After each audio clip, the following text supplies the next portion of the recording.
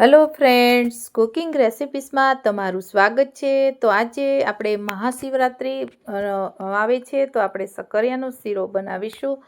તો અહીંયા આપણે શક્કરિયા મેં વજનમાં જોઈએ તો 500 ગ્રામ લઈ લીધા છે, અને તે પણ સફેદ છે। તમારે લાલ હોય તો પણ લાલ પણ લઈ શકો છો, પણ મને જે મળ્યા છે તેને હું શીરો બનાવું છું। તો અહીંયા આ સફેદ શક્કરિયામાં રેસાનો ભાગ ખૂબ ઓછો હોય છે, અને જે લાલ આવે છે તેમાં રેસા વધારે હોય છે। તો અહીંયા આપણે એક શીરો નવી રીતે બનાવીશું। તમને રેસા પણ આવશે નહીં, અને મોઢામાં મૂકતા જ પીગળી જાય એવો આપણે શીરો બનાવીશું। અહીંયા આપણે દૂધની પણ જરૂર નહીં પડે। દૂધ નાખ્યા વગર આપણે 2 ચમચી ઘીમાં આપણે શીરો બનાવીશું, અને આ શીરો અઠવાડિયા સુધી બગડતો નથી, એકદમ સારો એવો રહે છે। દૂધ આપણે એડ કરવાથી શીરો છે તે બગડી જતો હોય છે। તો અહીંયા આપણે આ શીરો તમે એકવાર ખાશો એટલે બીજી વાર તમે ખાવાનું મન થયા કરે એવો આપણે શીરો બનાવીશું। અને આ શીરો મહાશિવરાત્રિ માટે સ્પેશિયલ આપણે શીરો બનાવીએ છીએ।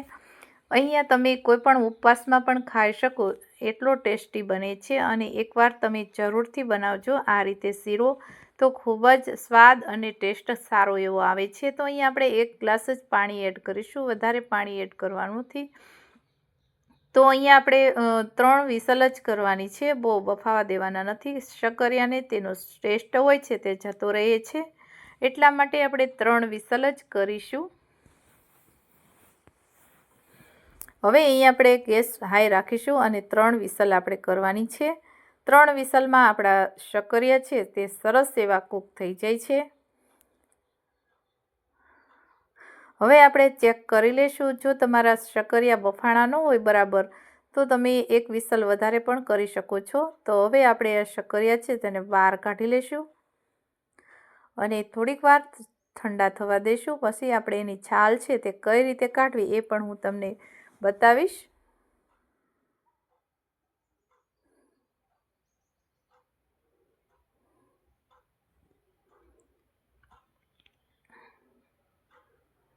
હવે અહીંયા આપણા શક્કરિયા થોડાક ઠંડા થઈ ગયા છે, હાથને અડે એવા ઠંડા થઈ ગયા છે। તો તમે આ રીતે ચપ્પુની મદદથી ખાલી 1 ચપ્પુ આ રીતે ફેરવશો એટલે શક્કરિયાની બધી છાલ છે તે ઓટોમેટિક નીકળી જશે। ઘણી બહેનો એવું પણ કરતી હોય છે કે હાથથી છાલ ઉતારતા હોય છે, પણ અડધા રેસા અને છાલ તેમાં રહી જતી હોય છે। તો તમે આ રીતે છાલ કાઢવાની છે, તો તમારી છાલ મિનિટોમાં ઢગલાબંધ નીકળી જશે।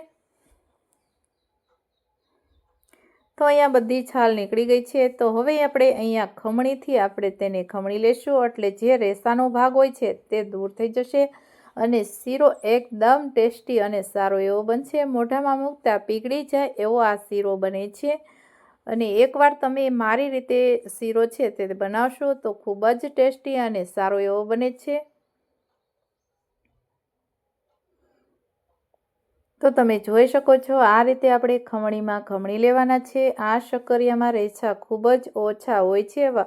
સફેદ કલરના શક્કરિયામાં રેસા ઓછા હોય છે, લાલ કલરના જે શક્કરિયા છે તેમાં વધારે રેસા હોય છે।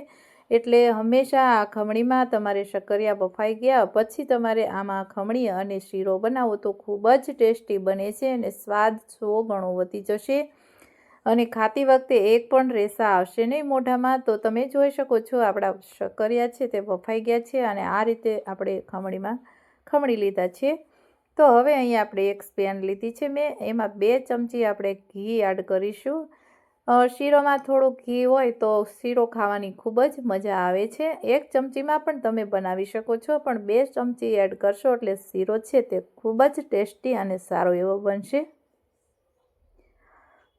અહીંયા આ શીરામાં વધારે ઘીની જરૂર પડતી નથી। તમે જોઈ શકો છો આ રીતે 1 મિનિટ જેવું થાય એટલે આપણે શીરો જે નોનસ્ટિક છે તેને છોડી દે ત્યાં સુધી આપણે એને થોડીક વાર આ રીતે કૂક થવા દઈશું। તો અહીંયા આપણે આ ચમચાની મદદથી આ રીતે હલાવીશું। તમે જોઈ શકો છો આપણો શીરો છે તે આ રીતે ઘીમાં સતળાવા લાગ્યો છે, અને આ રીતે આપણે ફ્રાય કરી લેવાનો છે થોડીક વાર સુધી। તો અહીંયા આપણે એમાં થોડીક ખાંડ ઉમેરીશું, કેમ કે શક્કરિયા સ્વાદમાં ગળ્યા હોય છે, તેમાં ટેસ્ટ કરી લેવો પછી તમારે ખાંડ એડ કરવી। તમે ખાંડ તમારા ટેસ્ટ મુજબ તમે ઓછી વધુ કરી શકો છો। તો અહીંયા મેં 2 ચમચી ખાંડ એડ કરી છે, વધારે એડ કરી નથી। તો હવે તેને આપણે આ રીતે 2 થી 3 મિનિટ જેવું આ રીતે હલાવીશું, એટલે ખાંડ છે તે પીગળી જશે, કેમ કે શક્કરિયાનો શીરો છે તે ગરમ છે અને ઘી પણ સાથે મેલ્ટ થઈ ગયું છે. તો તમે જોઈ શકો છો અહીંયા આપણે કોઈ દૂધની પણ જરૂર નથી. ઓટોમેટિક તમારો આ શીરો છે તે ખૂબ જ ટેસ્ટી અને સારો એવો બની ગયો છે. તો આવો શીરો તમે એકવાર જરૂરથી ટ્રાય કરો. તમે જોઈ શકો છો એકદમ સ્મૂથ અને મોઢામાં મૂકતા જ પીગળી જાય એવો શીરો બની ગયો છે. તો હવે અહીંયા આપણે 1/4 સ્પૂન જેટલા મેં એલચીનો પાવડર એડ કર્યો છે. તેનાથી શીરો છે તે ખૂબ જ ટેસ્ટ સારો એવો આવે છે. ન હોય તો તમે સ્કીપ પણ કરી શકો છો. તો તમે જોઈ શકો છો અહીંયા કમ્પ્લીટ આપણો શીરો બની અને રેડી થઈ ગયો છે. તો હવે તમારે આ શીરામાં મનગમતા ડ્રાયફ્રૂટ છે તે તમે એડ કરી શકો છો. હવે અહીંયા આપણે થોડુંક એવું ઘી મેં એડ કર્યું છે. તો મને ઘી વધારે ભાવે છે, એટલા માટે અહીંયા શીરોમાં આ રીતે ઉપરથી ઘી એડ કરીશું તો બહુ ટેસ્ટ સારો એવો આવશે. તો અહીંયા આપણે શીરો બની ગયો છે અને આ રીતે તૈયાર થઈ ગયો છે. તો હવે આપણે સર્વ કરીશું. તો આ રીતે તમે શીરો બનાવશો તો દૂધની પણ જરૂર પડશે નહીં, રેસા પણ આવશે નહીં અને ખૂબ જ ટેસ્ટી બને છે. હવે અહીંયા ડ્રાયફ્રૂટ છે તમે મનગમતા એડ કરી શકો છો.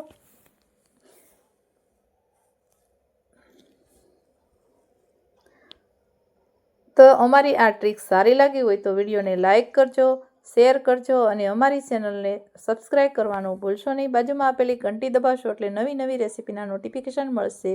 Thank you.